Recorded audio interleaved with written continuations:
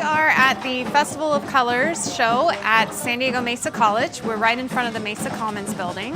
And together the music department, the art department, the dance department, and the fashion department are all joining together to celebrate ethnic clothing from around the world.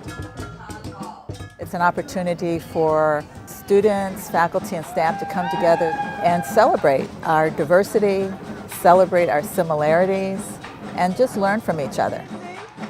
It's really great to see them kind of learn about these fashions as well. It's a lot of things that they didn't realize.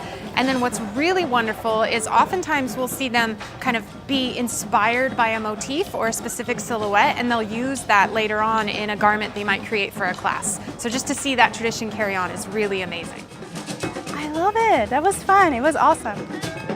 Someday I'm going to be a designer, so that was a good practice actually, and being in this field to see how it works, and it was nice. It was a fun experience actually. We came to give a little flavor today. We are the African World Ensemble, percussion ensemble in a broad aspect, but we focus on African drumming, cultural African drumming.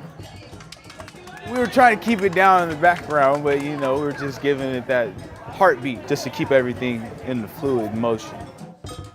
We want to try to work towards making this campus a safe, supportive, and inclusive environment.